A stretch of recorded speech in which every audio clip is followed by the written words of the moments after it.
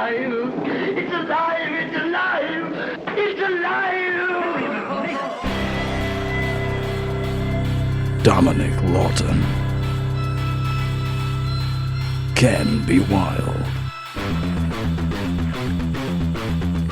Welcome to the Bad Movie Cult.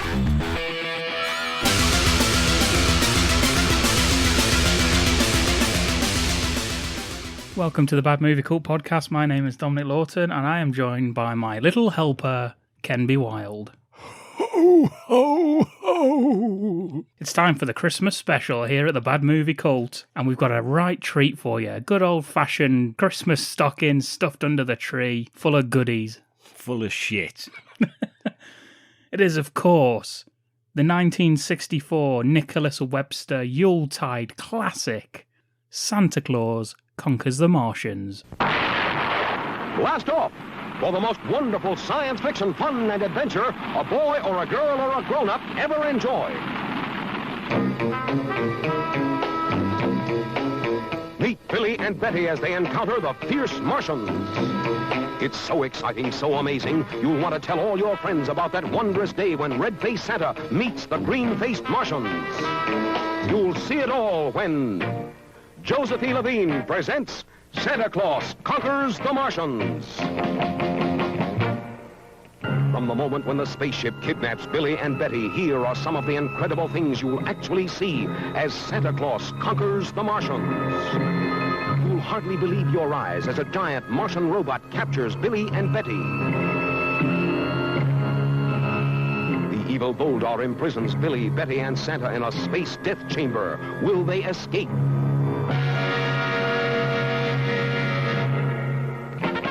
The people of Earth give the signal that sends their mighty Air Force into space to rescue Santa. Surprise meeting. Earth kids meet Martian kids. Santa sets up a fantastic automatic toy factory on Mars.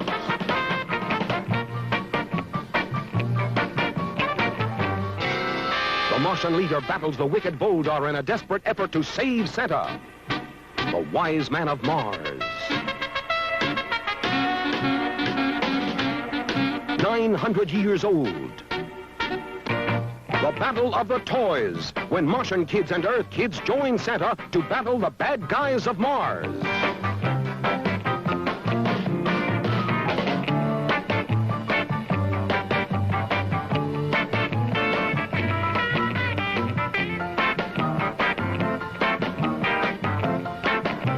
For real space-age fun, you'll be out of this world when Santa Claus Conquers the Martians.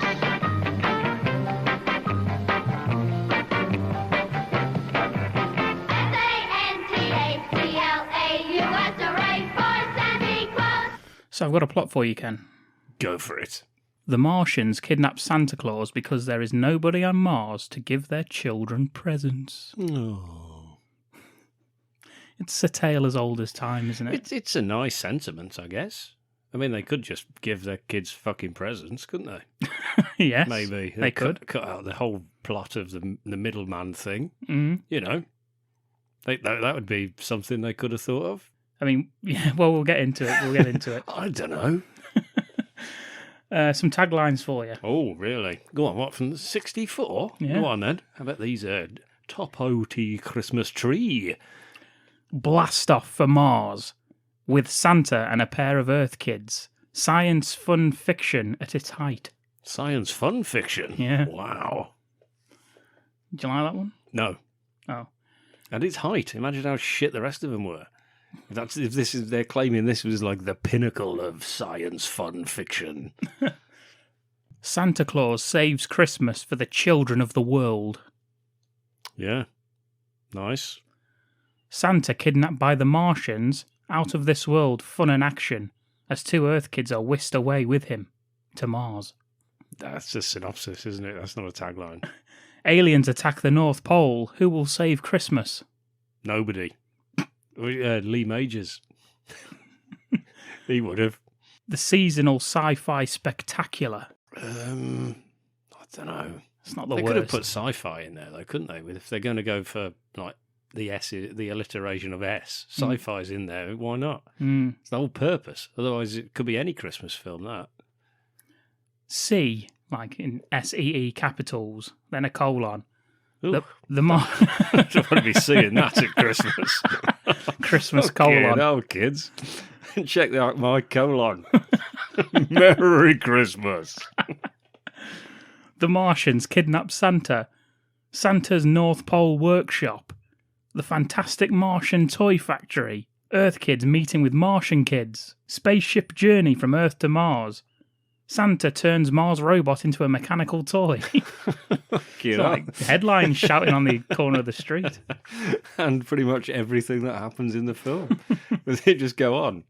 Yeah. Yeah. Is this like the novelisation of the film? New, never seen before in space blazing colour. It's what you need in space, isn't it? Colour. Yeah. Yeah. And of course, Santa brings Christmas fun to Mars. Oh. Any of them? I don't like them, no. No? No. Oh, that's surprising. It doesn't matter, I didn't like the film. It's alive! It's alive! It's alive! So this film kicks off, Ken, with a theme song. Yes, and what a kick-off it is. Do you like this theme song? I really, really do, yes. Yeah, I yes, thought so. One of my favourites. Since OK Connery.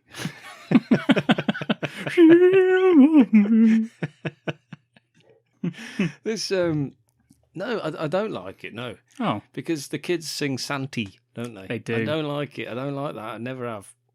Hooray for Santa Claus. Yes, it's not too difficult, is it? Just to stick to it being Santa.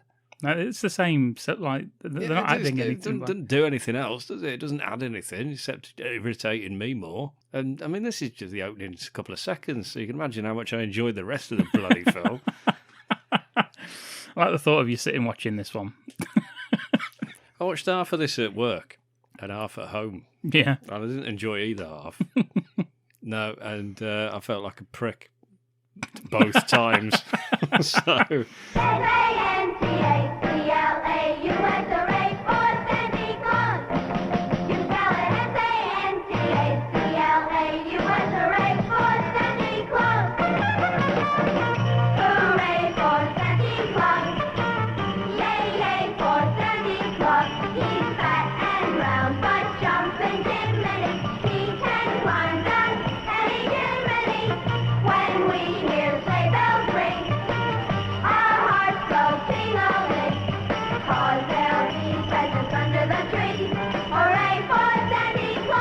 Got some lyrics for you, Ken. Oh, brilliant.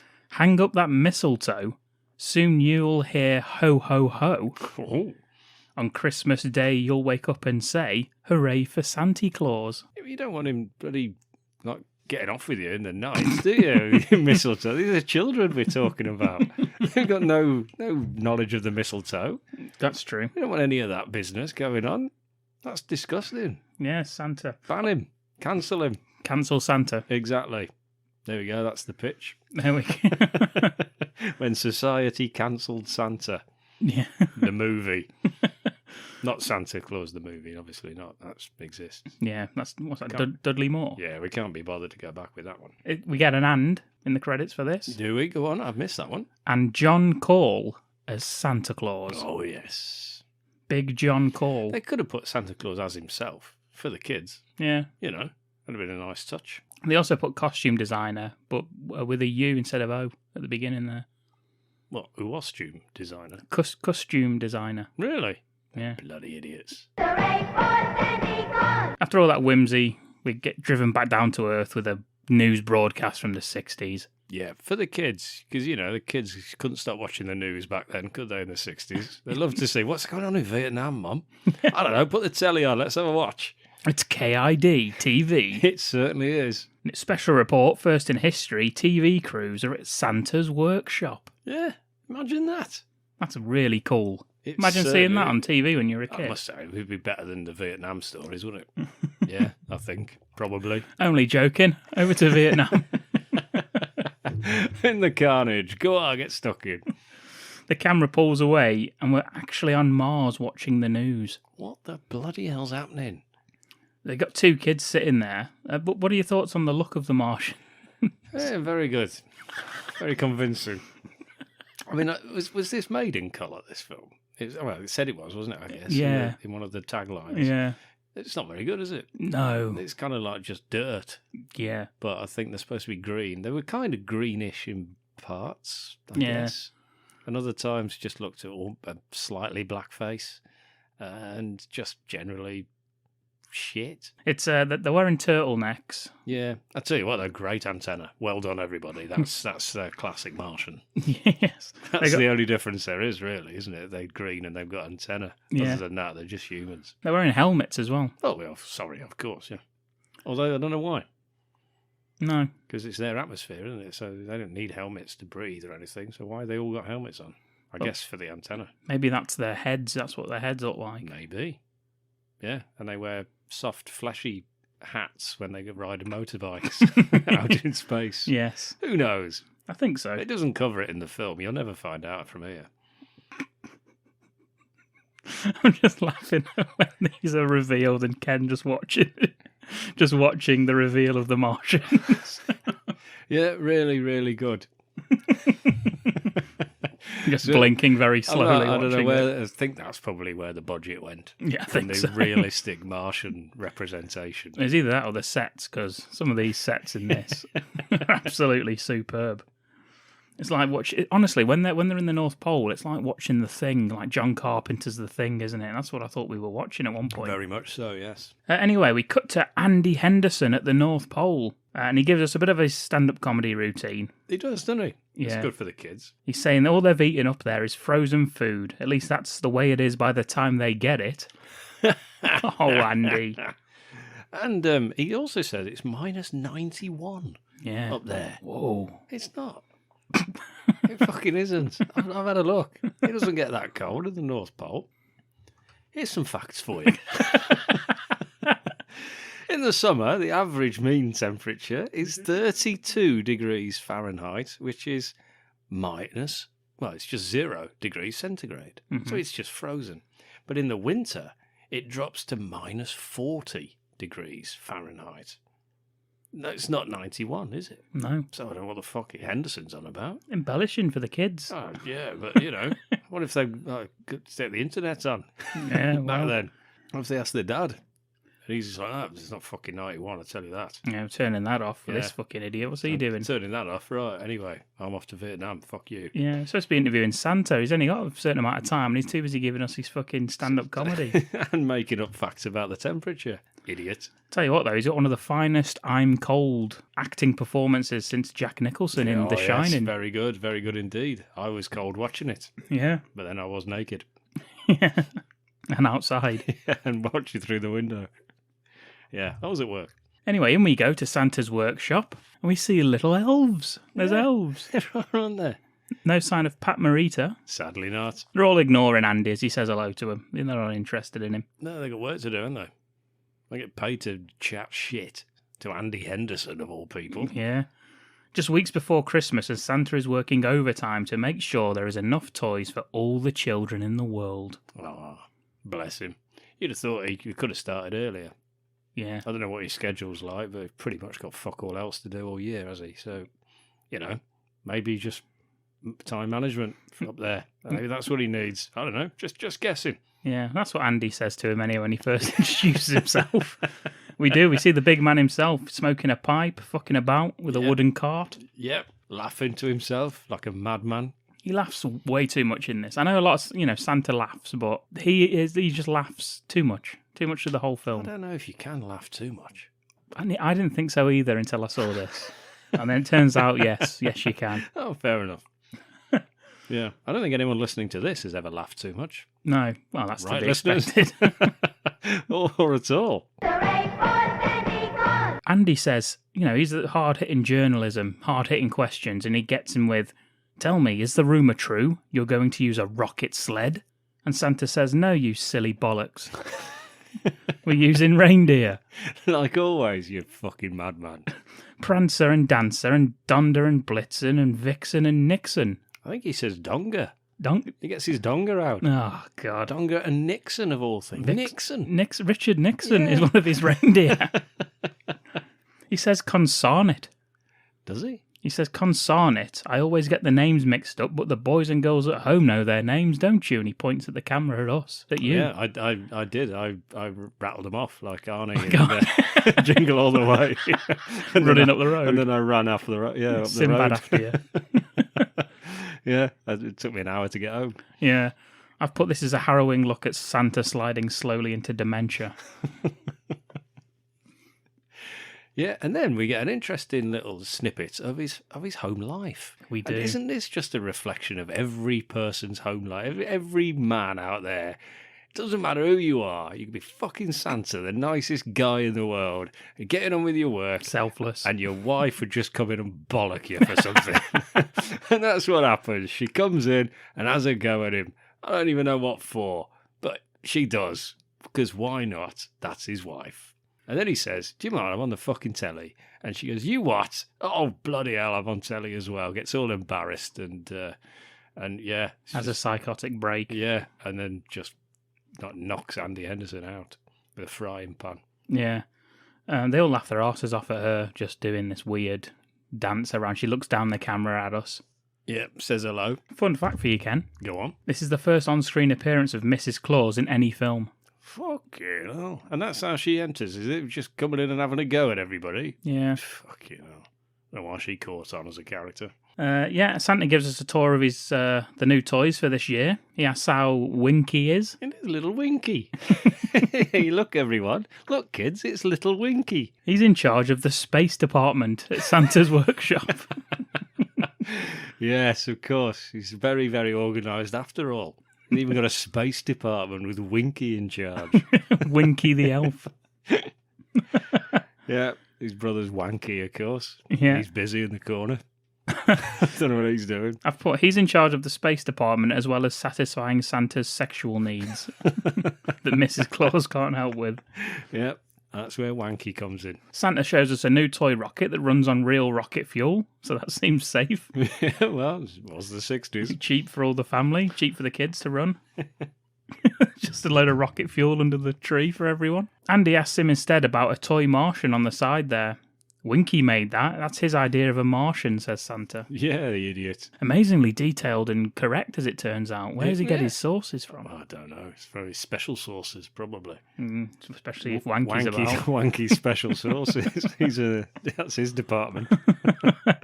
Andy then questions Santa on if there really are people on Mars. He said, "How the fuck do I know?" Yeah, you've got Santa in front of you, and these are the questions you're asking. Rocket sleds and Mars. So what's your favourite ice cream? He's like, "Fuck, what the fuck's that going to do with anything?" I'm Santa. This is the first ever interview. You can ask me anything. Yeah, what's the point? How about that? Yeah. Why are we all alive, Santa? Yeah. Santa says he doesn't know. And Andy says, well, if they are, I hope they have someone like you up there, Santa, to bring joy and good cheer to all the Martian children. I like how he says shit like this and moves the microphone over to Santa, like, what the fuck's he going to say to that? Like that? Okay. Yeah. I'm not interviewing you, Santa. I'm just saying statements at you so that you have no response. Santa ignores him, tells Winky to keep working hard as Christmas Eve is coming soon. Tells Wanky to crack on and then crack off, as it were. Cut back to Mars, and there's an adult Martian dressed as goofy as the kids, except even more so as he wears a cape. Yeah, fucking hell, this character. He's called Chemo. He's the leader of the Martians. Not him then. Sorry, not him. No, not him Oh, just yet. Oh, right, sorry. He's looking for another Martian by the name of Droppo. That's the fucker. That's the bastard I was after. You love Droppo, don't you? Oh, yeah, he's my favourite. I've actually called him Groppo all the way through. I didn't realise there was a D. Guapo. El Guapo. El Guapo. No, I thought his name was Groppo. Groppo. I made the spelling up, obviously. But yeah, honestly, that's what I thought his name was. And what he's doing is he's asleep under the table, Droppo is. No wonder he couldn't see him. Yeah. He's in plain fucking sight. You can see him from where he's walked in. Yeah. He's the only thing under the table for a start. He's a fucking same size as him. I mean, this is Mars, and it's very sparse when it comes to decoration in the house and things like that, isn't it? It's literally just a table, 2 chairs, and Droppos underneath it. Yes. Chemo uses a cattle prod to wake him up. Yep, quite right. But it's not really a cattle prod. It's a tickle ray. The Martians have a tickle ray. Isn't that lovely? Why does Chemo have that? To tickle my Droppo. little game they play around the house. He extends Droppo's antenna out of his helmet and demands that he gets up. He tells him that he is the laziest man on Mars. Why were you sleeping on the job? And Droppo tells him that he wasn't sleeping, it's just that he hasn't been able to sleep the last few nights, as he had forgotten how to sleep. We've all done it. He was just practicing, you see. What a delight this character is. I'm sure Ken loves him, is my note. Oh dear, he's really, really funny. Right from the off. He's made me laugh non-stop since he was introduced. What a prick. He's blatantly, this actor is older than Chemo. It's just this sort of middle to late. Yeah, he's like a failed clown. He is, isn't he? He's a failed clown who's auditioned for this part. He's got given it, and he's still acting the clown. They were going to remake this, you know, and do you know who they had cast to be Droppo? Eddie Murphy. No. Rick Jim Moranis. Jim Carrey. Fucking hell. That's a step up, isn't it, from this sad sack? Jesus. Who was the rest of the cast then? That's an expensive fucking shit little extra character. That's the only one cast. And then it never came to fruition, unfortunately. And then they said, Jim Carrey, would you like to be in it? He said, no, fuck off. And they were like, right, forget it then. Well, fair enough. Understandable, thank you. This is quite well loved in America, I believe, this film. Is it? Well, America. Well done. It's because they grew up with it, I guess. And it's one of them. I mean, I've never seen this film until now. Yeah. And I'd not missed it. Yeah. You know, I didn't think, I wish I'd seen that as a kid. I think still hated it. Because it's a public domain film, I think it was played a lot on free TV over there. Like I think It's a Wonderful Life is another one that's free to air. So like that's always played over there as well. Very similar, I believe, as well in tone. Yes. And obviously also this film came back into public knowledge through Mystery Science Theatre, so that's probably also why it's well loved, but probably not when you're watching it without the jokes, as we had to. No. Anyway, more on Droppo, Ken's favourite character. Yeah. Chemo asks him where his wife Momar is. Yeah. And Droppo tells him that she's at the food pill store getting food pills. Because it's Mars, you see. Yes, so they don't have normal food, but they have pills, which actually replicates normal Earth food, which is quite specifically Earth food as well. The ridiculous menu she reads out. Yes, she's gone to the pill store on the account of children not eating well at the minute. Chemo blames it on them watching Earth programs on the video set all day. That's right, Earth TV. Yeah. It's the same thing we get over here, isn't it, with the kids? Yeah. You know, get them outside. Obviously, they might float off in Mars, but over here, you know, get them outside, get them playing. But there is no fucking playing up in Mars, though, is there? That's what it all turns out in the end. Sad. It's very sad. It is a sad story. I was very upset by the whole thing with the poor little children. Many layers. Yeah, it was very, very upsetting. But, you know, I soldiered on. Chemo points at a door and it opens for him. That looked good, didn't it, that bit? It was very good, very effective. I like... I believe the children ask a question, and it's a beautiful question, and it's, what is tender, loving care? Yes. What a lovely question, but having to ask it is heartbreaking. It is. You know, having never experienced it, and having to ask what it is. I was moved to tears. I moved to the fridge, actually, and got a beer. And I carried on. Santa's on the TV and they're showing us. He's showing us a doll that walks, talks, cries, and even shits its pants. Yeah, it does. It's baby oopsie daisy. Calls Santa a fat fuck. And then shits on him. Merry Christmas.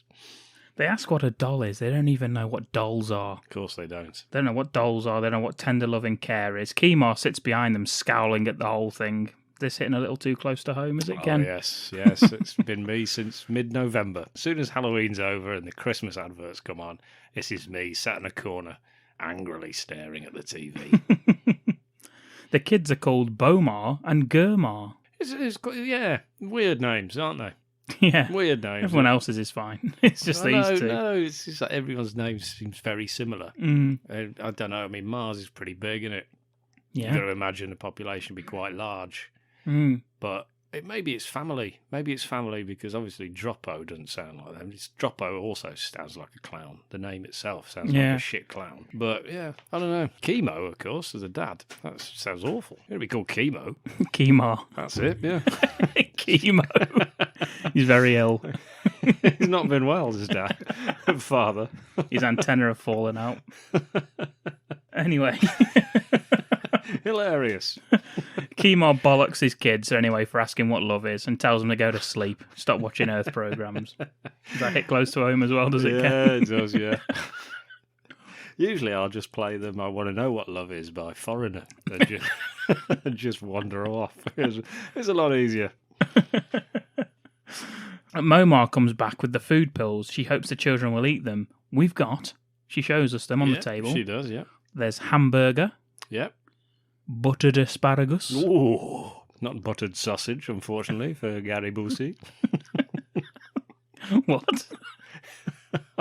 Oh, I can't believe you've not seen the Gary Busey buttered sausage. What's that? 1 second, listeners. Buttered sausage. Talk about buttered sausage, where it comes from, what it does. Why is it doing what it's doing? Get it out of my face. What about buttered sausage? That's not your jam. It's not your thing. You don't like it? It's not my jam. I don't buy jam. I buy honey, and I kiss it on the lips. Let's talk about buttered sausage. What the hell's he talking about? Apparently it's not even him. It's a deep fake. Oh, nice. But it's one of the most convincing because who would ever suggest that wasn't him? Exactly. That's very just true. Talking about buttered sausage. You just accept that to be true, don't you? I certainly did. Yeah. Very upset to discover it wasn't. It was merely somebody mocking a mentally challenged man. Oh, brilliant. Yeah, it's a shame. That's a lot of hate. That's more than welcome on this podcast. Yes. I'm through with hate, I'll tell you. Well, no, actually, not until after this film, at least, because I fucking hated this. So let's crack on. There's also mashed potato pills. Mashed potato. And as a special treat for them, chocolate layer cake pills. It's very specific, isn't it? Could have just said ice cream, just gone generic. Or just chocolate. Yeah, but no. Chocolate layer cake. Black Forest Gâteau. The Black Forest Gâteau. That was Ken's wrestling name for a while. He was, yeah. Yeah, never shaved the old manscape. Welcome to the Black Forest. Gâteau.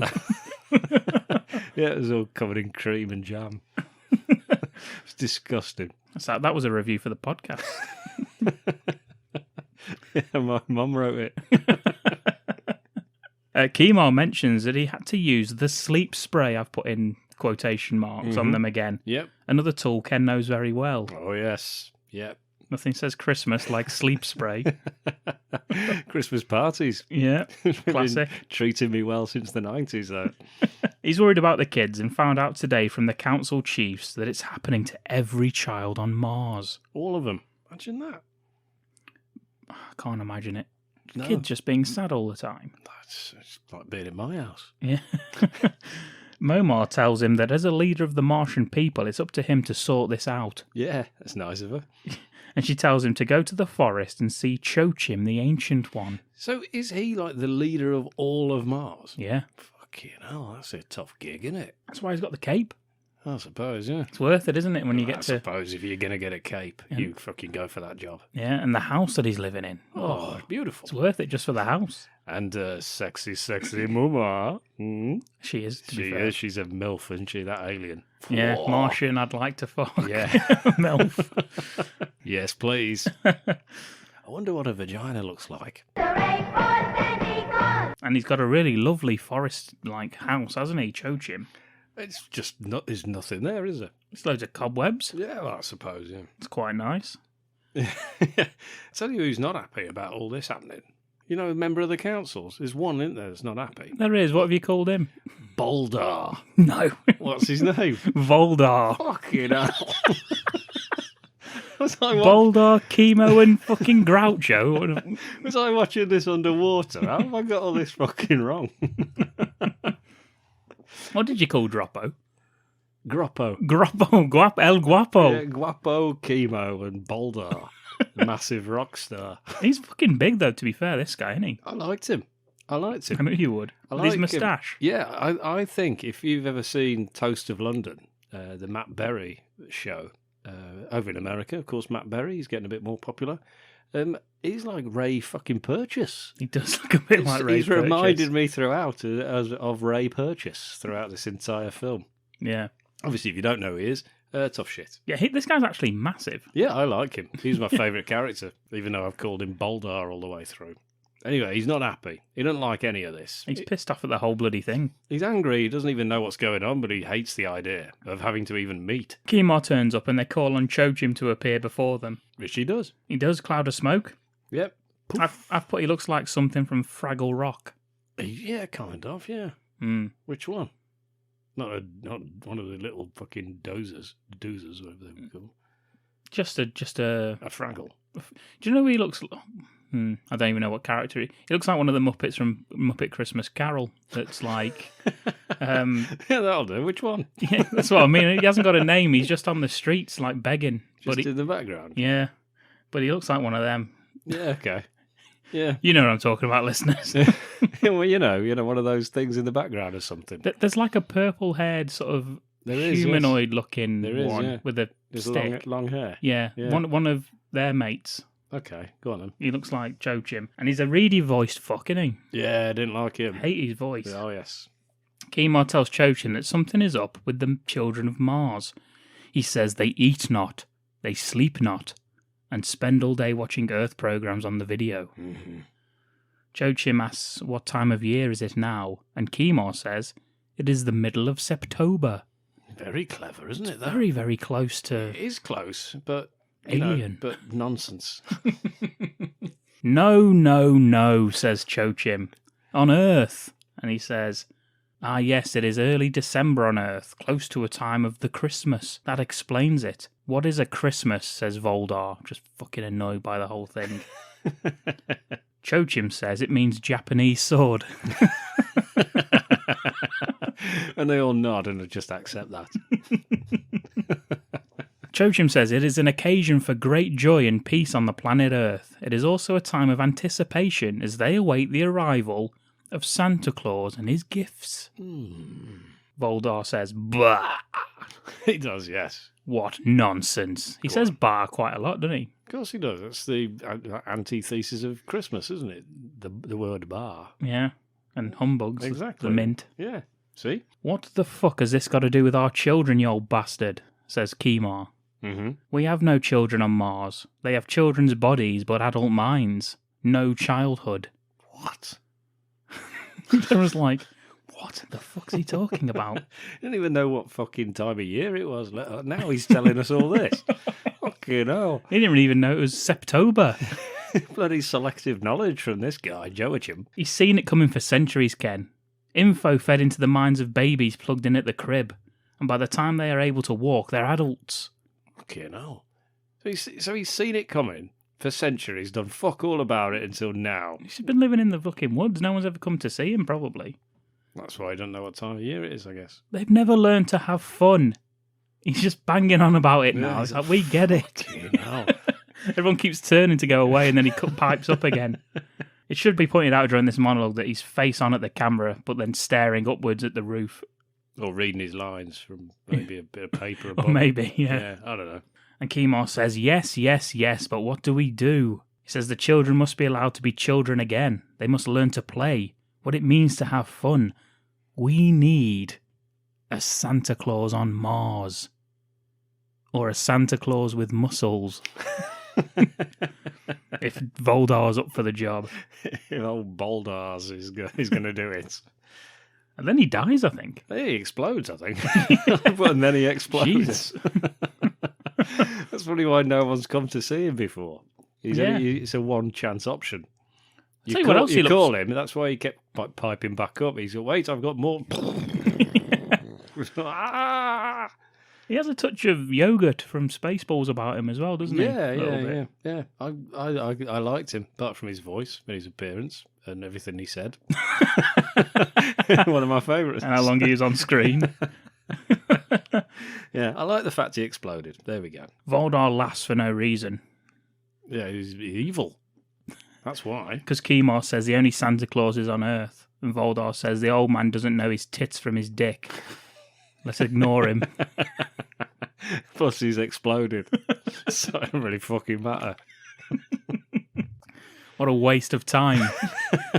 Took fucking ages to get here. I was in the bath. And I've had to fucking come for this. Left the missus with the tickle stick. Yeah, she'll be asleep when I get home now. Yeah. She had to start without me. She'll be in bed. Fucking El Guapo, he's running riot. Still, worth it. Despite Voldar's protest, Chemo decides they're going to go and kidnap Santa and bring him to Mars. Voldar, he does try and salvage something by deciding, let's just blow Earth up. Let's kill everybody we find. Yeah. That's all. Which, I think he'd enjoy that. He'd probably be a bit more chipper. Yeah. To go along, wouldn't he, if that was the case? And me. I wish he had. It'd have done me a favour. I wish he had, yeah. Why not? Sooner the bloody better. Yeah. Right, listeners? Right. The sooner we're all dead, the better. Hooray! Merry Christmas. What are your thoughts on the spaceship they're travelling in, Ken? It's futuristic. Bloody hell. I couldn't believe it. The budget. They're all sitting around a table with some cardboard on the top, I think. Yep, they are. At one point, Chemo has to fire port-side rockets, and it sounds like someone lets a fire extinguisher off. And they'll do a little move. Like, oh, bloody hell. Yeah. Turns out, there's fucking hundreds of Santas. They're checking it out. They're having a look on some sort of incredible CCTV footage that they've got. That's very, very futuristic, though, isn't it, if they can do that? Voldar says it's like looking for a speck of space dust in a comet's tail. That's nice, isn't it? That is, yeah. What a good take on the needle in a haystack shit. It's like finding a needle in a haystack shit. That would have been better. It's like finding a shit in a haystack. It's not what you want. Yeah. It's like finding a shit in another shit. You're just covered in shit by the end of it. If you're rooting around looking inside shit and expect to find anything but other shit, I don't know what your game is. Yeah. Wouldn't happen up in Mars. Turns out Earth have spotted them as well. So not only are the Martians confused by the fact that there's a Santa on every corner in every city in the world, they're also spotted, and there's a news report instantly on it. Yes, it's immediate, actually. It is, isn't it? It's just an immediate report. Yeah, and we get stock footage of tapes whirring and radar dishes moving about. Lots of stock footage in this film. Yeah, good. Yeah, it's about the best bit about it. We do get a report that there are no satellites that have been launched by Russia at the moment, so it can't be them. So, we'll let them off on this one. Yeah. It was the 60s. We only let them off that once, I think. Everything else, fair game. Yes. It turns out the Martian radar shield hasn't been working, and they just don't know why. How have they spotted us? Yeah, they shouldn't be able to, because their technology is so advanced that they have a blocking system. And it's not working, and the only way to find out why it isn't working is to open it and have a look. And it's a big old box with radar detection shield or some bollocks written on it. And they open it up, and you'll never guess what they find. It's a shit. Pretty much. It's El Guapo. It is. It's Droppo. He's in there, fast asleep like a big sack of shit. He is, yeah. What's he doing in there? Like He's got his own fucking quarters. He lives in the fucking leader of Mars's house. Why is he sleeping in a rocket?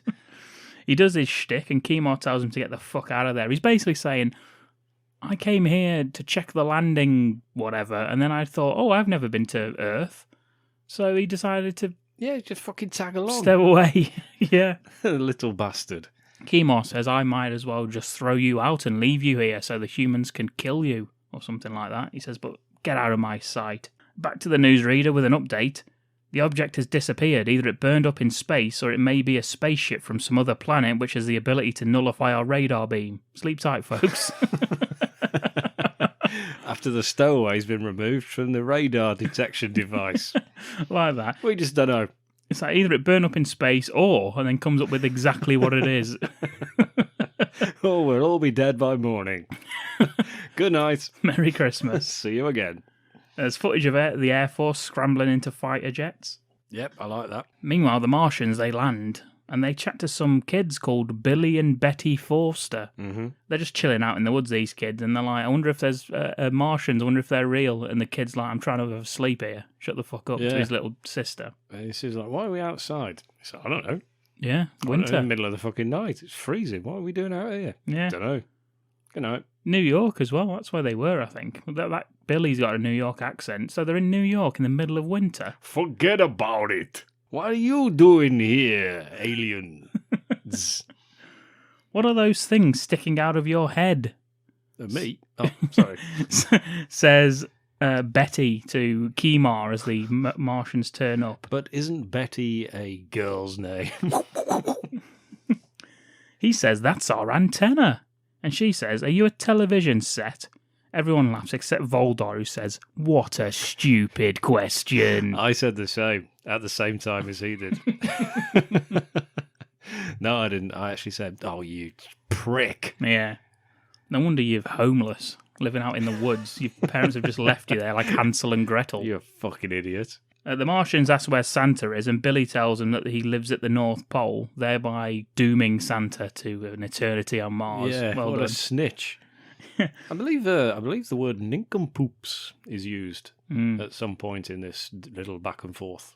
I think it's probably Voldar that says it, because, he's very aggressive. Yes. And there's nothing more aggressive than the abuse of the nincompoop. That's true. Voldar goes to grab the kids to take them with them, but Chemo says no. And then Voldar says, what? And leave them to tell the authorities? Yeah, I think he just wants to kill them. Mm. I think that's his main option there, is let's murder these little children. Yeah, I mean... Again, if you just let him get on with it, he'd have been a lot better of a company on the mission, wouldn't he? To be fair, he's constantly said he doesn't want to do this, but he's there, and he's probably the best one there, because he's all... Like, for every issue they have, he actually solves practical. it. Yeah, he's quite practical, isn't he? And evil, perhaps. With the heavily leaning towards killing and destruction, but gets things done. Gets results. So you want on your team? You would the Maverick, Boulder. You would say Boulder, the Boldar's, Boldar's, Chemo, and Groucho. That's El Guapo, and the MILF. You would say. There's no way that anyone on Earth would believe two children that Martians came up to them and asked them where Santa was. Billy and Betty Forster. Of course they would. True. Yeah. The other Martian that's with them says, Voldar's right. They need to take them with them. He says, shut the fuck up. Who the hell are you? Yeah. I didn't even write his name down. He is in it quite a bit, but I never bothered. No, I didn't write it either. News travels fast as it's instantly reported on the news that the kids are missing. How did they know the kids were missing? So that means that somebody Instantly. knows that the kids are out there sat by a tree in the night. Mm. Why would they let that happen in the first place? And then, why? I just don't get who's reported it. Probably the parents. Oh, right. Okay, yeah. Bobby and... Billy. Billy's the kid. Yeah! Oh, yeah. Named after him. Yep. It was in New York. Cowboy country. All right. He says that it's not the first thing to go missing today after the UFO disappeared, and we're given more stock footage of planes refueling in midair. Which is obviously, that's connected, isn't it? 2 children vanishing from the woods. Don't forget that UFO, everyone. Yeah. That also vanished. Hope nothing else vanishes, otherwise it's just all linked, isn't it? Yeah. Well, you ever lost something and immediately attributed it to alien invasion? All the time. Yes, me too. Droppo gives the kids a tour of the ship for some reason. Yeah, it just shows them loads of shit, doesn't he? Talks them through all the buttons, including a light that flashes when someone's coming through the navigation deck to the room they're in. That's useful. Well, everything turns out to be useful at the end, doesn't it? All of this extraneous knowledge that he's passing on. You just think, why are you telling me this? At the moment, you would be thinking that. You're thinking, what the fuck is this all about? I don't care. Yeah, and then obviously it all comes into play later. So well done. Sure enough, the light starts flashing. Holy shit, straight away. Droppo hides the kids in the radar box that he was sleeping in earlier. And just in time because the rest of the crew turn up. Voldar, he goes to look inside it because Droppo's acting like a cunt around the place. As per. And he goes to lift the lid up, and as he lifts it up and he goes to peek inside, Chemo calls him back to say they're about to reach the North Pole. So it's a lucky escape for the kids. Whew. And Voldar says that they need to keep Billy and Betty forever as it will cover their tracks with the kidnapping of Santa. He says, no one on Earth will ever know that Santa was kidnapped by Martians. Dun, dun, dun. I mean, that's the first thing I would think of. Mm-hmm. That sentence is ridiculous. No, it's not, no. No. No, it's perfect. As if anyone would believe those two little shits is my note. I tell you what else, though, they're going to do. Now that they've landed, he wants to deploy TORG. Oh, you got that one right. Oh, yes. Turd. I got TORG. No, I thought TORG. He's going to the toilet. Wasn't TORG the big blonde guy from Jim Carter? I believe he was, yeah. I was hoping it would be him. Yeah. It probably wasn't, to be honest, but, for the purpose of this. It does sound right, though. It sounded like something like that. But yeah, I one was that- hoping it'd be him. He'd turn up with his little, metal Pants. bracelets. Yeah, and his metal pants. Yeah. Yeah. That's the one that the hero is like loves him, but Yeah. never mentioned him before. Yeah, that's him. Chemo puts the plan in place as they land and says they will activate TORG to help with the kidnapping. And once the coast is clear, Billy and Betty, they exit the radar box. And their plan is to let Santa know what is about to happen, as well as messing with the radar itself. Yeah, they sabotage the bloody place. They sabotage the radar shield. Yeah. Bloody children, eh? And somehow they disembark the ship before anybody else, even though they all fucking left before the kids came back out of their hiding place. No idea where they'd all gone. Probably for a quick pint. Billy Forster says if this ship leaves Earth, they will have the whole US Space Force after them. Perfect. Space Force? Yeah. Wow. It was the 60s. Yeah. Voldar's late getting off the ship, and Chemo has a go at him for it. And Voldar says, well, I'm the only one that really knows what the fuck he's doing here, so I actually went and had a look at the kids. And they're not there, they've fucked off. That ladder that they all climbed down, that looks a bit dangerous, doesn't it? It looks at a health and safety risk. Voldar nearly fucking broke his neck, didn't he, when he came down? It's like, it doesn't look very steady for anybody. Yeah. But yeah, I don't know. I don't know about who's checking their equipment. Well, probably the MILF. Mumma. Droppo. Mumma and Droppo taking in turns. Yeah, but I don't know. I wouldn't trust that. He says, yeah, the kids have escaped. They're probably on their way to Santa to warn him.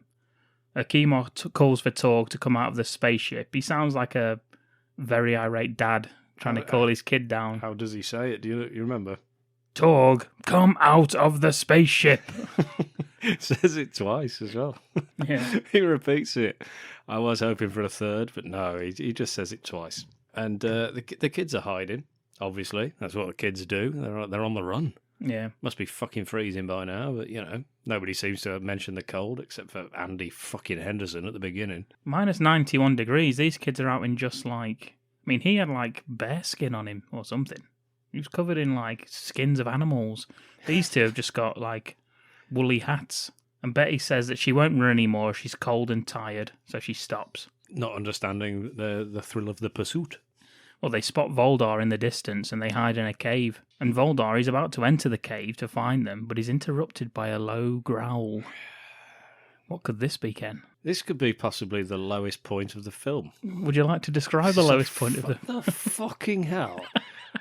I didn't actually know what this was supposed to be. I thought it was supposed to be like fucking a Yeti or something, a Sasquatch coming over the bloody hill. It's a man in a really, really shit polar bear outfit, pretending just to be a real polar bear. Couldn't look any shitter. Honestly.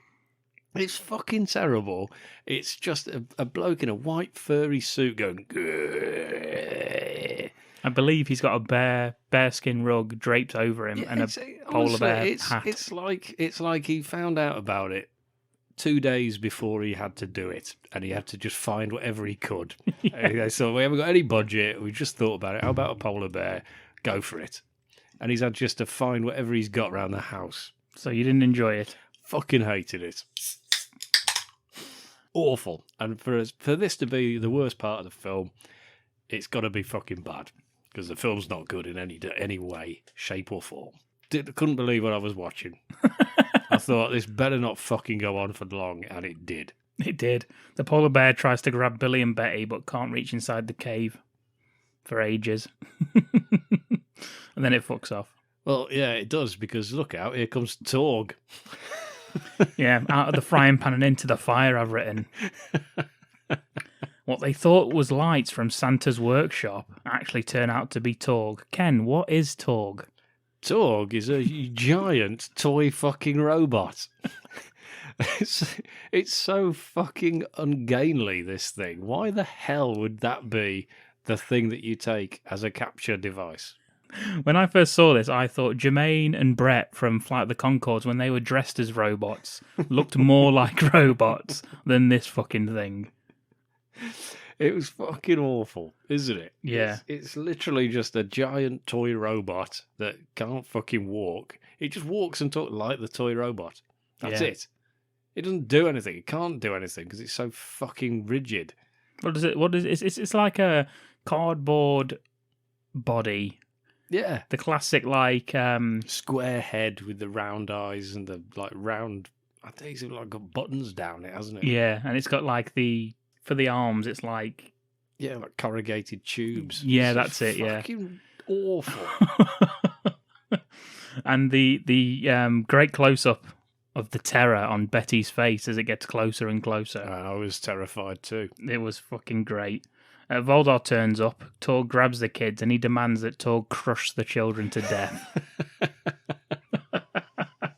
Which would have redeemed him, to be honest, in my opinion. Yeah, I'd have took that. I'd have been like, oh, thank God for that. Luckily, Chemo turns up and says he set Torg to only obey him, and he knew that Voldar would pull this sort of shit. He's like, fuck you. Why am I even here then?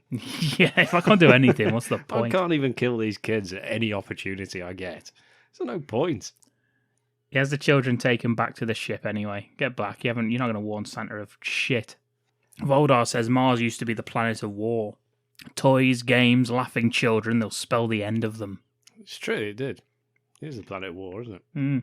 Now it's full of nincompoops, he says. Oh, Very harsh. it is harsh, especially at Christmas. We now get the scene of Torg smashing into Santa's workshop. This is thrilling. Wanky, he tries to cut him off at the pass. Yeah, he almost slips over on Wanky's produce. Winky, he gets himself split in half when he tries to block him from getting to Santa. And Santa just laughs in its face and compliments how well it's made. Yeah. He ain't got no concept of danger, has he, Santa? No, don't know what's in that pipe, but hashish. Wanky's special hashish. By the great dog star, Santa is treating him like a toy, says Chemo as they watch through the glass. He's become a toy, says Rignar, that's his name. I've written it down. Rignar, well done. Chemo says they will have to get Santa themselves now, and they storm the place and demand Santa comes with them. Voldar freezes the elves when they protest with his hairdryer that he's got as a gun. Get out of his shoe. Yeah. Mrs. Claus appears again to bollock everyone for being lazy. Yep, sure does. Voldar turns babyface by freezing her mid-sentence, I've put. Nice. Torg won't obey Chemo's orders, and they surmise it is indeed true that Torg is nothing but a useless toy now. And best to leave him there. What a waste of fucking time Torg was. He did nothing. How fucking big is he as well? How much space has he taken up on that fucking rocket? Right? And he's done nothing. Yeah. Absolutely nothing. He's turned up, a fucking bloke in a polar bear outfit's run off. He's done nothing there. He's almost got to kill kids, but failed. And now he's just walked in. Santa's called him a prick, and he's stopped still. Killed an elf. Oh, yeah, he did tear him asunder. Yeah. But yeah, the only thing he did was break the door down, and it was already open. Yeah, because it's Santa. He doesn't fucking lock his door. No, of course he the doesn't. old folk back in the day, isn't it? Yeah, exactly. Nobody robs Santa, except Martians. Santa apologises to the frozen Mrs. Claus, saying he had nothing to do with this. And he says, "You know, my dear, I can't recall a time when you were so silent for so long." See? Even Santa's having a little dig. Right, men? Right, guys out there? Yeah? Wouldn't that be nice, eh? Wouldn't that be nice? Yet it wasn't even your fault. Fuck, it would be when she wakes up, no doubt. But still, somehow it'd be your fault. But still, you know. Yeah. Yeah, and if she could hear all that, fucking hell, you're in trouble. Because if she's just frozen but can still hear what he's saying, he's going to get a kick in later. Hooray for Santa We're surely halfway through the film, Ken. What are your initial thoughts on this so far? Really enjoying it so far. It's a breakneck pace. The characterization's spot on. Really enjoying the dynamic between Bald Arse and Chemo. Liking that. Always got to have a bit of friction. And they're providing it with aplomb. Santa, obviously, innocent party and all this. Can't wait to see where he goes with it. You know, so far he's just a lovable guy. I haven't really seen him much, have we, in this first half? No, well, that's what I'm hoping. I'm hoping he's going to come into his own in the second half, teaming up with Billy and Betty, hopefully, and put the world to rights. And everyone lives happily ever after and sings a song. You know. What about Guapo? Guapo, I hope he dies. I hope he dies a terrible death. I hope they leave him up on the North Pole and he freezes to death. Like Jack Torrance. Yeah, more than likely. Yeah. In this kid's film about Christmas. Well, that's what I'd be going for. Yeah. Yeah, only to be revived by Wanky. Second mention of Jack Torrance freezing to death in The Shining for this episode. Jack Nicholson's mentioned in this fucking podcast. If it's not this, it's Batman. Yeah. Oh, yeah, have you seen that? I've never heard of it. No, me neither. We get shots of the newspaper saying Santa's been kidnapped by Martians. Mrs. Claus, she's given a statement confirming... She's positively identified the kidnapper as a Martian. Yeah, you'd be fucking listening to her, wouldn't you? You'd be like, oh, fuck's sake. Yeah. She's mental. She's put a plea out for Santa to come home so she can fucking kick the living shit out of him. Bollock him. Yeah, she's got nothing. You know, the house is all tidy. She's got nothing to tot about and go and needlessly tidy again. Fucking hell, women. Is everything all right, Ken?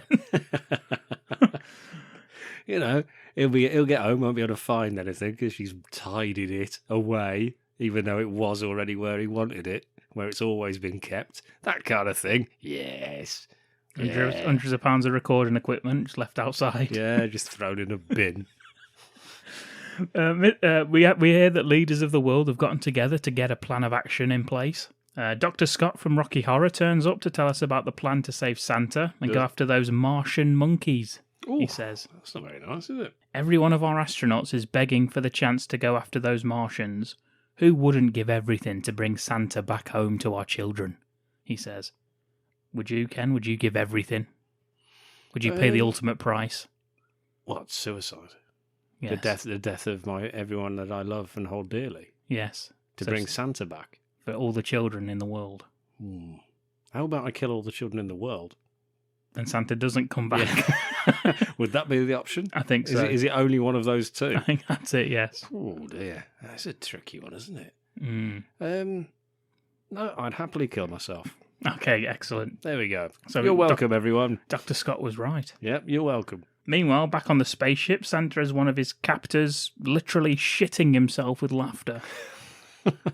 Yeah, I did the same. It's very, very funny. This guy that's shitting himself says, I've got a joke that Santa just told me. What's soft and round and you put it on a stick and roast it in a fire, and it's green. That's very specific. I don't know. A Martian mellow. Oh, that's very fucking funny. Everyone laughs except for Voldar. Of course he doesn't. It's not fucking funny. He's the most realistic. He's just there thinking, you bunch of bastards. He says, well, yes, and that's what you're all becoming, Martian mellows. That's what he says to them all. He is harsh, isn't he? But entirely true. Martian mellow nincompoop. I'd be up for a bloody R-rated if he carries on like that. Santa tries to cheer the kids up in the cell that they're by getting his dick out. Yeah, his candy cane.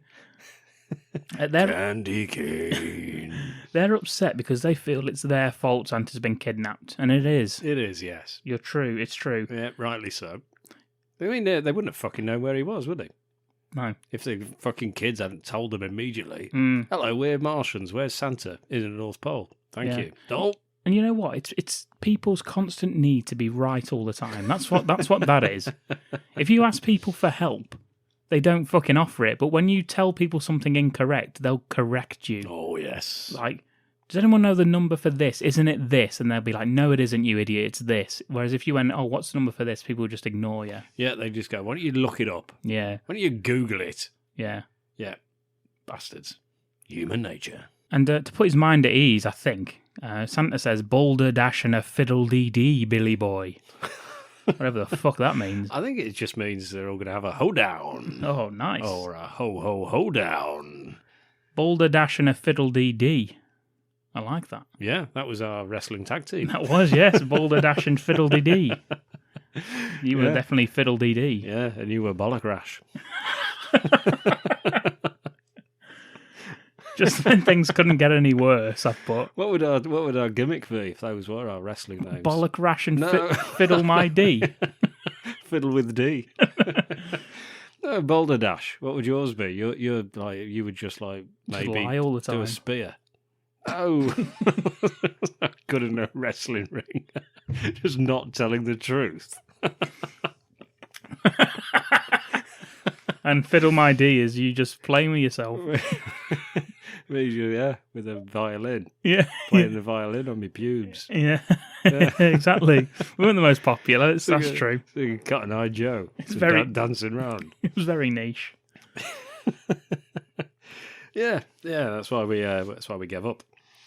Just when things couldn't get any worse, Droppo turns up, is what I've written. For fuck's sake, here he is. And Santa says, here's Droppo. If I can't cheer you up, Droppo can. He always makes me laugh in the 10 minutes you've known him. Yeah, but so does everything, because I'm Santa and I'm always fucking laughing, as we discovered earlier.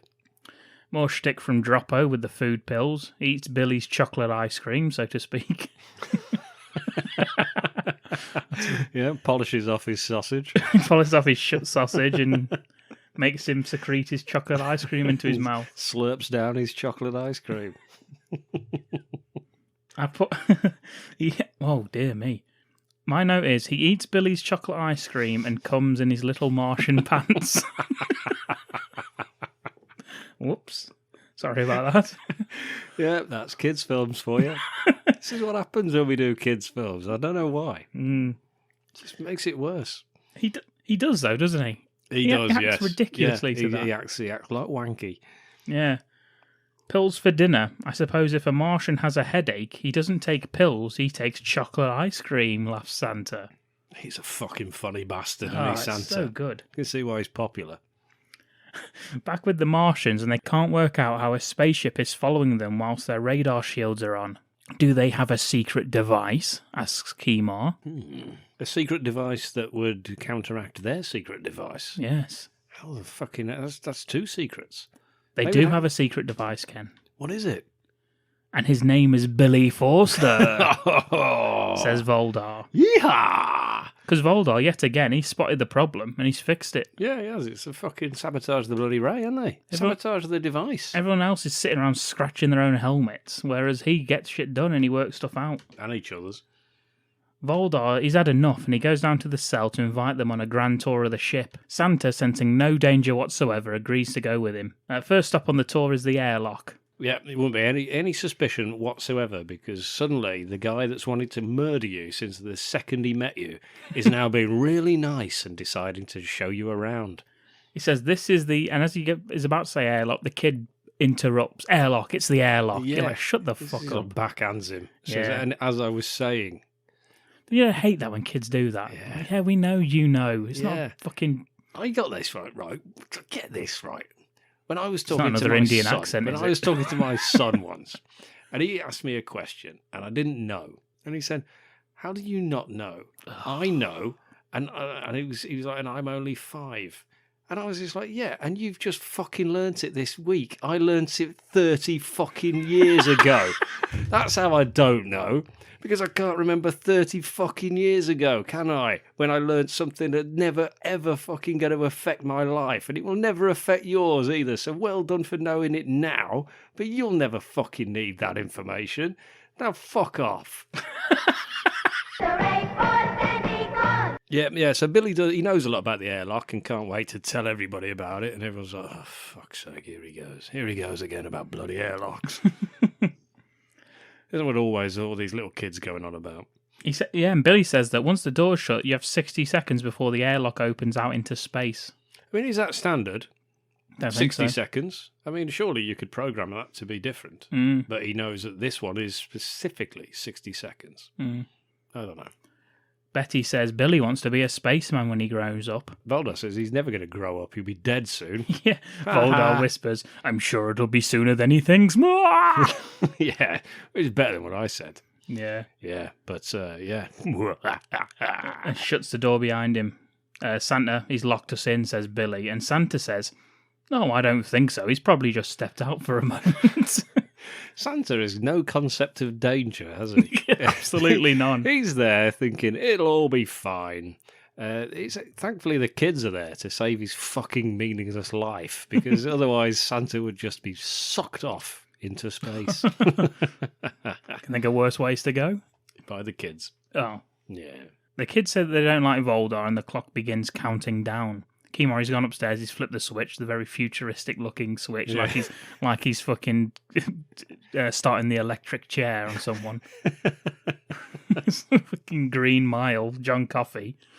Chemo turns up as the countdown ends because Voldar's counting it down out loud for us so we know where. Good. And he says 0, and then Chemo turns up. He says, "Who's in the airlock?"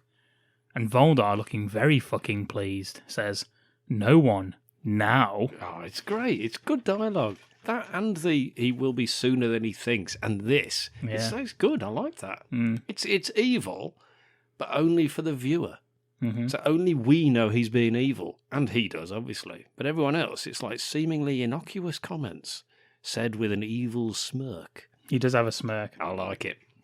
Troppo turns up and says Santa and the children are missing. And then a fight breaks out Yeah, very good fight, isn't it? between Chemo and Bare Arse. It's absolutely brutal. Not Bare Arse, Bald Arse. Bald arse. That's it. Bear arse. That would be Just got ridiculous. He's got his arse cut out of his suit. Or he has the backside of a bear. Just a very, very hairy one. Yeah. It's the opposite of bald arse. I think Chemo's getting the upper hand on this, even though there's no way that would be the case. 'Cause It's not, no, but Boldar's obviously, huge. well, good has to prevail, though, doesn't it? Suppose It's a so. kids' film, so good will conquer, which is not a way to treat the children of today. Evil exists, and bad sometimes wins. It's the way of the world. if you're asking me, the kid should have died. Santa just saves himself. Yeah, and that is what happens. Yes. No, of course not. This incredibly brutal and graphic fight is interrupted. Think like a Scott Adkins fight. Yeah, it is very, very nasty. Mm. All kinds of weaponry being picked up from their surroundings, just violently smashing into each other's faces. I thought I was watching Ong Bak at one point watching this bit. Well, talking of who's back, it's Santa. He comes in laughing like a fucking He idiot. fucking does, doesn't he? Yeah. He loves a bit of violence, though, doesn't he? That's why he's laughing. Wishes everyone a Merry Christmas. And he says, when Voldar accidentally left us in the airlock and then came up here and accidentally threw the door switch, we knew we had to get out of there quickly or it would be the end of us. Accidentally, of course. Yeah. I think he's gone too far with the accidentally thing there, hasn't he? So we accidentally crawled out the accidental air duct. By accident. Unfortunately, I had an accident in the air duct, and that's what you can smell. Accidentally. That's what you can smell now, and that's not going away. That's stained. But the air duct is so little and you're so big, says Kemar in amazement. Cut to Santa and the kids laughing like absolute lunatics. Fucking don't half laugh at that, don't they? Yeah. Jesus Christ. And he says, why, you're talking to Santa Claus, son. And Kemo's like, don't call me fucking son, I'm the leader of Mars. Fuck you. That's what he says. Belittle me, you fucking red-faced fuck. You patronising shit. Voldar faints because he's been beaten so badly by Kemar. It's only reasonable. It was a very, very vicious beating. But Santa, quick as a flash, oh, he's fainted, just like someone who's seen a ghost. And they all laugh, including Kemar. Yeah. Imagine laughing at that sentence. Yeah. And they've all fainted like he's seen a ghost. Yeah. Chemo doesn't even know what he's fucking laughing at.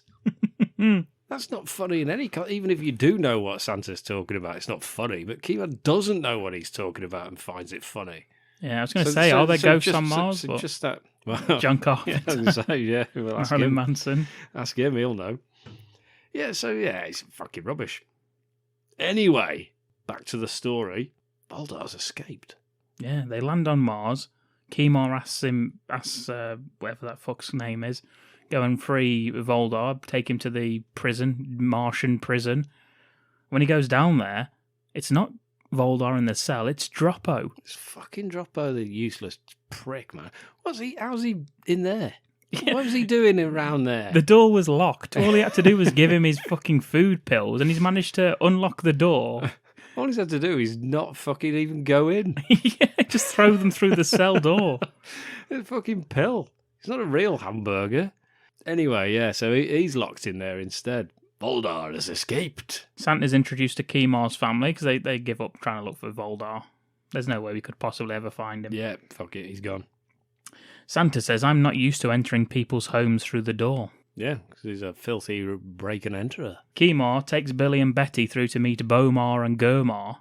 Yeah, after quickly goosing Momar on his way past. Hello. That's what he says. Welcome back. The kids offer... Billy offers his hand to Bomar, and Bomar's like, what the hell are you doing? Yeah, what the fuck is that? So I'm offering my hand so you can shake it. And Bomar starts twerking in front of him. Shaking all over. Oh, Gurmar, by the way, this is the film debut of Pia Zadora. What the fuck is that? She was a actor and model from the 80s. I think she was quite popular. She was in Butterfly. This is her first ever film, and she plays Gurmar. I've never heard of whatever you said. Pia Zadora. Piers Gorman. Piers Morgan. That's him. This is the first film of Piers Morgan playing Gurmar. That's him. Welcome along. And that's not all. They meet Santa. Yeah, Santa comes in, and what he does is he just fucking laughs. Yeah. And doesn't pretty soon, well, no, it's not soon enough, to be honest with you. It takes fucking ages. He just stands there and laughs, and laughs, and he laughs, and then he laughs, and then he laughs. And before an hour has passed, everyone else has started laughing, except me, who turned the fucking TV off and left the house. He's got his arms out in the air, and he's laughing. He's laughing like that. It's like, that's not a laugh-inducing. No. That's irritating. It'd be irritating after 5 seconds, but he carries on and on and on. And soon everyone else just laughs because they've all gone totally insane. Yeah, with the laughter. Everyone's gone insane. It's like a scene from One Flew Over the Cuckoo's Nest. Yeah, it is just ridiculous. Chemo can't believe he hears laughter, and he and his wife go in to join them, and Droppo dances for a bit. That's my note. Yeah, I've got that. Everyone is laughing like fucking maniacs, and Groppo does a little dance. Yeah. That's what I've written. Chemo tells Santa that they'll set a workshop up for him as soon as possible. Santa agrees as he wants to get back to his wife's nagging, is my note. Can't wait to get home and get bollocks. The amount of times I've heard you say that to me in real life. Yeah, well, keeping an eye on the time because it'll be happening today as well. Chemo tells him he belongs to Mars now and he will never go back to Earth, just to break up this lovey-dovey... which stops the laughter. Yes. Although, no, to be fair, Santa does laugh again, but throws a little question mark on the end of his laugh. Ha ha ha. Ho, ho, ho. Ah. Like that. We see Voldar in a cave with two twats we've never seen before. Who the fuck are these two? They've got capes. Are they in charge of something? I don't know, but I think they're in charge of the cave. Ah, yes. But they're hatching evil plans. One of the henchmen tells Voldar about the toy shop that's been set up, and he describes a slinky right to the camera for ages. Yes, he does, yeah. He's got a lovely smile on his face. Yeah, it's ridiculous, isn't it? It's like bloody eraser head. I like it's like that. Who's there? He says, it's me, Jim. And I thought, what? One of the aliens is called Jim. They've all got fucking ridiculous names, and one of them is just called Jim. And it turns out he's not. I didn't remember what his name was, but it's not Jim. Shemp. I think Shimp. it's Chim. Shim. Shim, yeah. It was a shame because I actually thought, oh, brilliant. One of them is just called Jim. That was funny. And he wasn't, so fuck it. Talks about Slinky for a bit. Voldar's livid, wants to not eliminate Santa, but discredit him. Make him a laughing stock all across Mars. With that said, he starts devising a plan. Yeah, which we don't get to hear, do we? Because they all huddle and go and start going, whisper. Yeah, and then we sort of fade out, and then we open back up at the workshop. Yeah, loads of tap being made in Santa's workshop. A conveyor belt, Santa's on the computer console. And that's what you were saying about earlier when you were saying, like, they don't need Santa on Mars to do this. Yeah. He's just sitting there pressing buttons. Yeah, they've built it for him. Yeah. They've made this for him. All he's doing, he's sat there. And he also says, what's the fucking point of this? Yeah. He's bemoaning the technology and the automation of the whole process. Yeah. Which... prophetic years later. Yes, and pathetic in this film. but yeah, he is. He's just moaning about how shit it all is. And you think, why have they brought him there for this? Anyone could have done this. Fucking bold arse could have been sat there just watching nothing happen. Bah, a baseball bat. Yeah, just pressing a button. That's all that's needed. Mm-hmm. Plus, have they got baseball up on Mars? I haven't got my little... I'd have played it. Of course they don't. They got Monster Ball. Oh, yeah. Play ball. That's when you piss in each other's drinks and then you drink it. Nice. Put cat food in the sandwiches. Santa calls time on the day and they go home. Droppo asks Santa if he can try on his clothes, and Santa says no, he isn't fat enough, and they all laugh at Droppo for not being morbidly obese. Yeah, shame. If only he was morbidly something. Santa puts his finger to bed. He does, because he's been fingering all day, hasn't he? So he's tired out. He's absolutely exhausted from fingering buttons. Buttons, of course, is one of the elves that he's brought with him. Yeah, but Buttons is one of the mice from Cinderella. Yeah, so he's been fingering buttons all day long, and he's tired out. One of the elves is called Buttons. That's great. Yep, so he goes to bed. Chemo's worried about Billy and Betty and how sad they're becoming. And Momar tells him that he needs to send those children back home to their family and friends. Because she doesn't like them.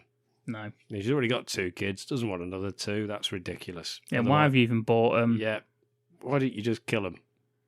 That's what she's probably thinking. All they're eating should have killed them. All they're eating is hamburger and mashed potato and chocolate cake. Yeah, so they might as well have stayed at home. Yeah. And done that.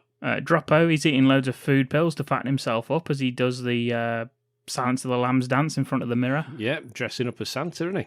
Yep. He's got Santa's clothes on. He's whacked some pillars down the trousers to make it fit. Adds a fake beard. Not sure who made that for him. I know, the beard. Why has he got a fake beard up there?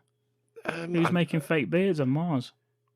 Voldar. That's his profession. That's what he does, yeah. That's why he's just got the moustache. Head beard maker. Yeah. Well, not head beard. That's just a beard. Yeah, it's just a normal beard. Not lower beard maker. He puts the hat on.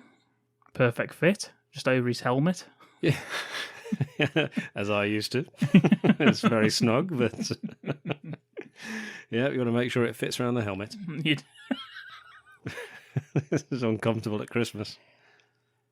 Yeah, so he just keeps saying ho ho ho all the time. It's really fucking annoying. Yeah, it's weird, isn't it? Because Santa specifically said, don't fucking dress up as me. And he is. Yep. So it just goes to show that Droppo is an absolute bastard of a character. Can't be trusted to do fucking anything. Can't be trusted to just not do anything. That's all he's been asked to do. Not to do anything at all. Yeah. Just go to fucking bed. No, he can't even do that. Idiot. He realises his finger isn't tired and he sets off to the toy workshop to make some toys. Meanwhile, at the workshop, Voldar and his henchmen enter the workshop. I've said workshop a lot in the last few sentences. I'll tell you what we haven't said. We haven't said a line that Voldar actually gives us. It was after the slinky talk. After we got all that slinky talk, Voldar warns us, or warns his henchmen, that soon, if it carries on like this, Mars will all be blithering idiots. Yes. And I know you like that phrase. Yes. He actually uses the phrase blithering idiots. I love that phrase. Yeah, and that's what Mars will be if we don't do something about this shit. So let's see what they're going to do. Yeah, they turn up at the toy workshop and they see that Droppo, he's dressed as Santa and he's singing Jingle Bells. Yeah, they're all in there. They're just trying to mess with the machine. Yeah. Aren't we all? Yeah, they're just trying to get in there. Stick it to the man, mess with the machine. Voldar's raging against it, but everyone else is just messing with it. And that was our Rage Against the Machine cover band. Messing with the machine. Yes, we weren't all the way in on the political aspects. Yeah, it was originally called Washing a Machine, but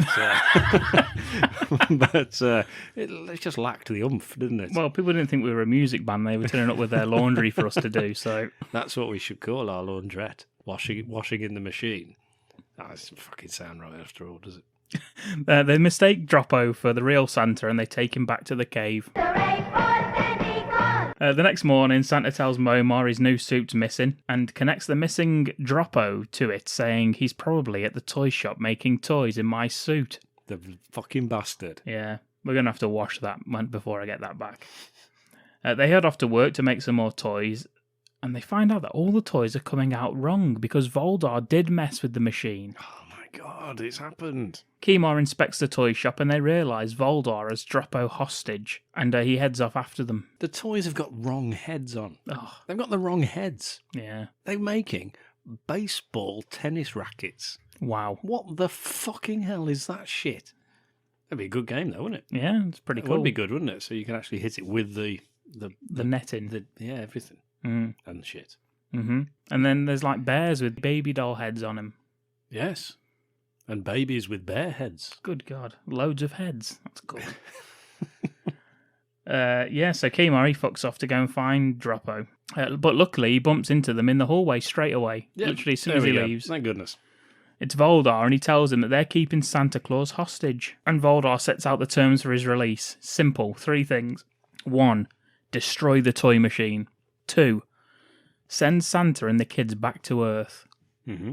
3. No more joy through toys nonsense on Mars. He was going well, to be honest. Yeah, to be fair, those first 2 is fine. To be quite honestly with you, he could have destroyed the fucking machine instead of just messing with it to waste everyone's time. To discredit Santa Yeah. in the journey. And he's kidnapped him anyway, journalism. so fucking what's the point? Yeah. He's already kidnapped him. He doesn't have to discredit him. He's got him. So, he could have destroyed the machine. Chemo agrees to these demands, but then does ask them that if they still have Santa Claus, are they sure that you have Santa Claus? And Chemo smiles and opens the door, and sure enough, Voldar sees that Santa is in there. You know the cupboard that they're keeping Droppo in? Yeah. Because it's like supposed to be like prisoner, isn't it? It's just a cupboard. There's a fucking water ski in it. Oh, you mean when they move Voldar into the... Yeah. When they take them prisoner. Yeah, because they show him Santa, and then Chemo's like, you two need to go into this cupboard with us. There is like a... It's a big old fucking water ski. Yeah. What the fuck are they doing with that on Mars? Water skiing on Mars, very, very popular. There's no water, but it's very popular. Or maybe it isn't, that's why it's in the cupboard. They've just locked it away. Yeah. I just thought, what the fuck's that doing there? Massive. It's just really just right there as well. Massive fucking water ski in their cupboard. Voldar has no idea how this happened, and Chemo tells him it's because Santa Claus has powers he doesn't even know about. Who doesn't? Santa doesn't. Voldar. Oh, right, okay. Chemo directs the other Martians to search the caves for Droppo, and then locks himself in the cupboard with Voldar and his henchmen, and the water ski. And the water ski. Droppo, meanwhile, messes about with the nuclear curtain, which is what they're called, and it's there to stop him from leaving the cave, basically. We've set up a nuclear curtain so you can't go through it. And Droppo just turns it off and fucks off. Yeah, it's not as foolproof as it sounds. No. I mean, it sounds murderous. Yeah. And I think they did say you'd be disintegrated if you go through it or some shit. All he had to do was turn it off because that Shemp guy, or Shim, or whatever his name is, doesn't even Jim. guard him. Jim, yeah. Yeah. Voldar overpowers Chemo in the cupboard. I think he actually hits down on the ski and it hits him in the face. That's why you shouldn't have skis in the fucking cupboard. Santa fixes the toy machine. He asks Billy to go to the storeroom to get some red paint. When they overpowers Chemo, by the way, Voldar punches him in the face and knocks him out. And then they start plotting against Santa again. And Billy overhears it because he walks up to the cupboard and has a little listen. So what you should do is if you're ever going into a cupboard, always have a quick listen first. See if there's anyone in there plotting. As bad guys go, Voldar is fucking terrible. And the problem is, again, tale as old as time, he puts his faith in the henchmen that are just not fit for purpose. Yeah. He's fine. His 2 henchmen are fucking awful. He's quite like ruthless and tenacious, isn't he? The fact that everything he does is going wrong, but he still insists on he's going to have to just carry on.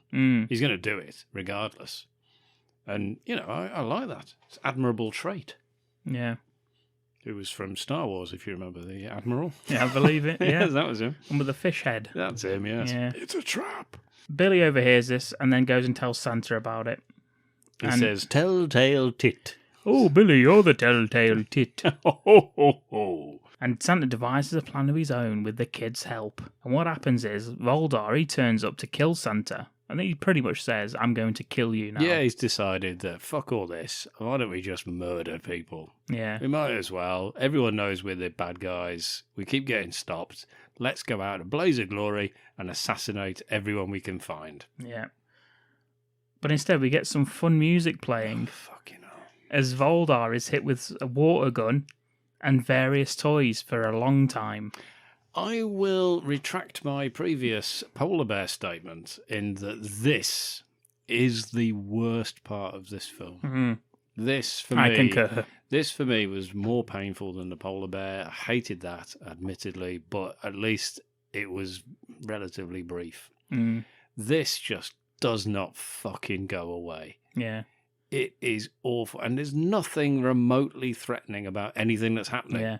This makes the custard pie scene at the end of Bugsy Malone look like Saving Private Ryan's opening scene. Honestly, they're terrified of nothing happening, and nothing does happen. So they were right to do that. But honestly, it's like the tiniest little fucking toys coming at them. Yeah, there's a lot of kids. You can tell they had fun shooting this. Of course it looks like it's fun, but not for fucking watch it. No, because Voldar is like reacting to everything that gets thrown at him. He's throwing stuff back at the kids, and Yeah, it looks a bit of a laugh, but not for us.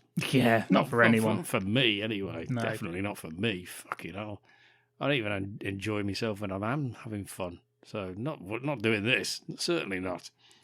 Santa's laughing maniacally all the way through. He's got a bubble pipe. There's bows and arrows being used. Bubbles. No, bubbles. Not the chimp, obviously. It could be terrifying if he used his animal strength. Little army men, they appear, don't they, in front of but him? they're fucking tiny. Yeah. You just stand on Yeah, them. it's not like Pat Morita's army men from Babes in Toyland. Exactly. You're in Right. fucking trouble with them. 6-foot fuckers. No, these are just little shitty toys coming at you, but they make them look like they're really big, but they're just on the floor. Just stamp on them. Mm. A fucking massive bloke, this bloody bald ass fuck. Droppo turns up and is nearly killed by the henchman that's waiting outside, but Kemar wakes up and saves him. Yeah, I wish he was. Kemar enters the toy shop, gets Voldar and his henchmen led away. They arrest him. And then Santa tells Kemar that he doesn't need him in Mars, as they have their very own Santa here, Droppo, Fucking hell. who turns up doing the ho-ho-hoing. He does indeed. Just does that constantly. It's so fucking annoying. Damn right it is.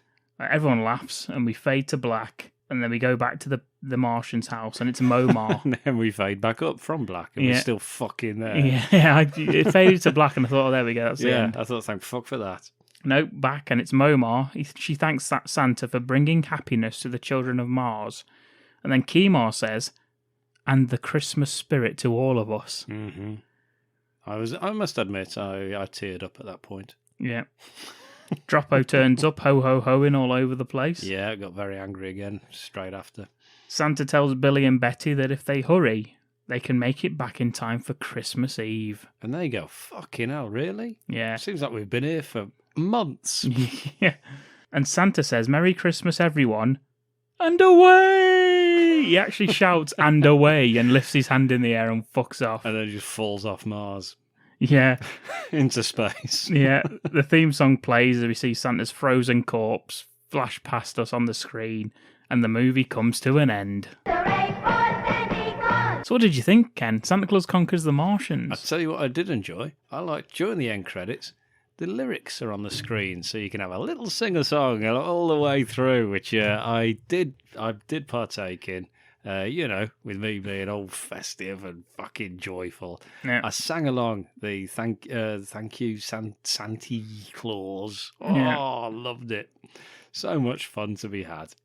And then I punched myself in the dick. Yeah, of course. Why wouldn't you? No, well, I do it all the time.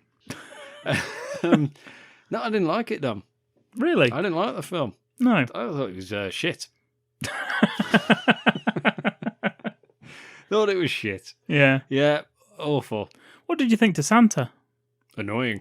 Was he a good Santa? Is Santa's go? As Santa's go. I mean, he looked the part, didn't he? I mean, I suppose if you've got the template of Santa, you'd be hard pushed to go wrong. Is he as good as Bill Goldberg? unless you're going to bring some up like Bill Goldberg and Hulk Hogan, perhaps.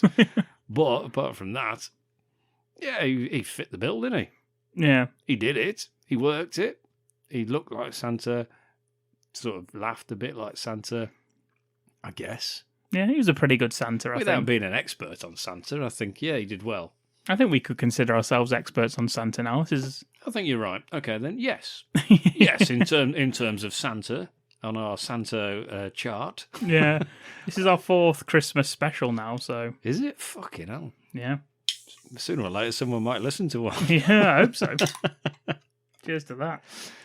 Yeah, so in terms of Santa then, on our Santa pie chart, what do you think? About 68%? He's 68% Santa, yeah, I think you're right. 68%, isn't it? Yeah. Because there were times, like, getting told off by his wife. Although, I don't know, I may push him up slightly higher. I may give him 74%. Really? Because it was the first time that Mrs. Claus was on film. Hmm.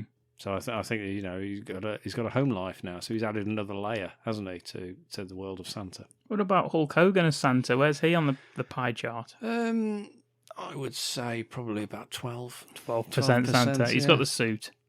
Yeah, Yeah. but he's pretty much just Hulk Hogan. Yeah. Yeah. Jim Belushi and Jingle All the Way. Bit higher. He's higher than Hogan. Yeah. Yeah, he is. Yeah. Higher than Hogan. Y'all are high on Hogan. Yeah, I'm going to say he's probably like 22%. Yeah. He's Hopefully a thief. nobody's adding up all the percentages because I think we've already breached the 100. I think we'll go from Santa as 100% for each one individually. But yeah, no, I'd say that. I mean, the Big Show as Santa in the same film. I'm not sure he's not that. He's probably about 8%. He's less than Hogan. Yeah. Hogan thought he actually was Santa. Yeah, whereas the Big Show is just a very large man. With a beard. Who says Bob. Yeah. Deck your holes, Bob. Yeah, so I don't know about that. And he kills a midget. So. I'm not a pervert. Yeah, that's it. That's the Big Show. I was just looking for Turbo Man doll. How insensitive. He got 2. So yeah, any other Santa we carrying on with that? I think that's the only thing we've ever covered with Santa, isn't it? What were the Christmas specials? Jack Frost was the first one. Santa with muscles. What about fucking Santa and the Ice Cream Bunny? Oh, fuck me. You motherfucker. 1%, that guy. Mind you, he's probably more than the other two because he actually... Well, he's thin, so he's got some wasting disease. He was Santa, on a beach, though. He was Santa in LA. Yeah. He was very upset about being marooned. No, he's fuck all. No, 0% for me, that one. No, just because the film was so shit. So does this not beat Santa and the Ice Cream Bunny? What, for being shit? Yeah. No, that's worse than this, but this is pretty shit. Yeah. I'll give you that. So Santa and Ice Cream Bunny is still the benchmark for terrible Christmas films that we've covered? Yes. Because I know that Babes in Toyland got close for you. So where is this? Is this worse or better than Babes in Toyland? This is... Oh, it's a difficult one.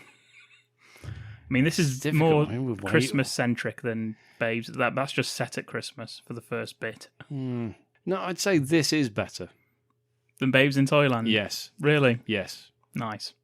Yes, because there's not as many shit songs in this as there was in that.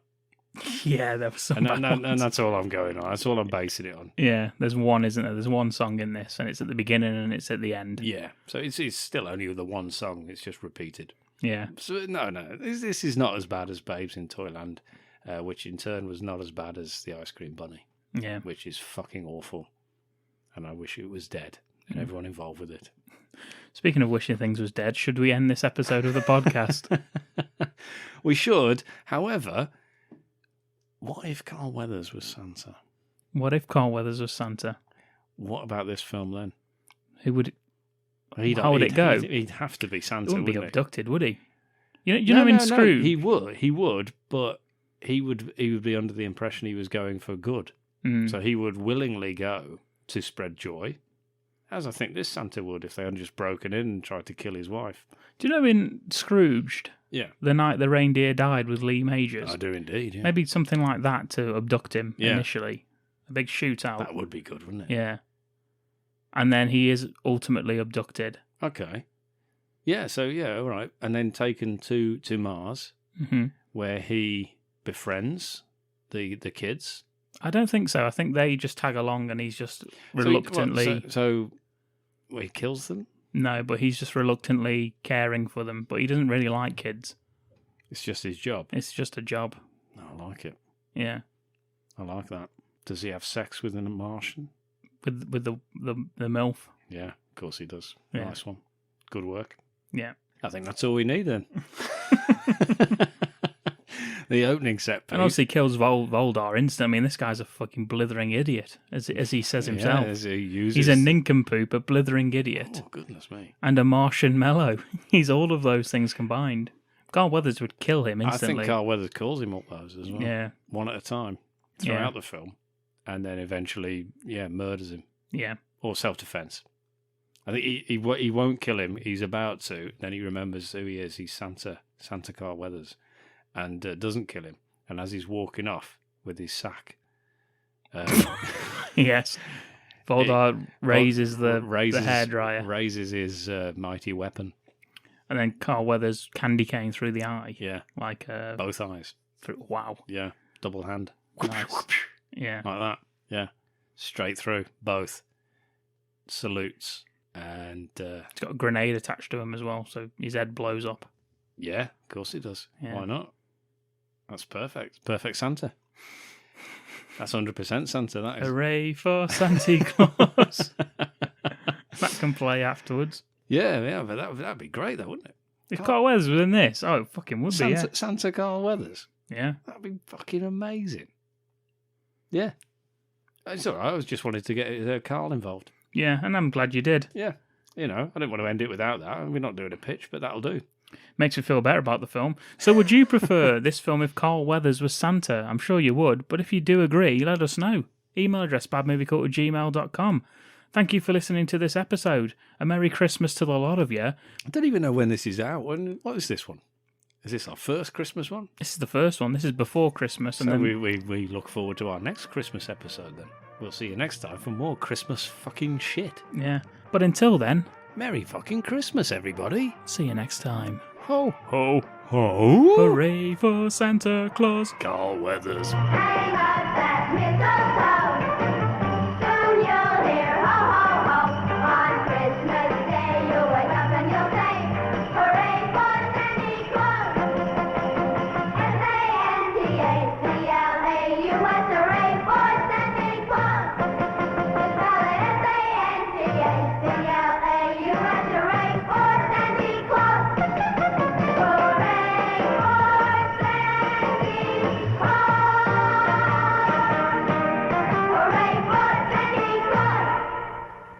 I wonder what a vagina looks like.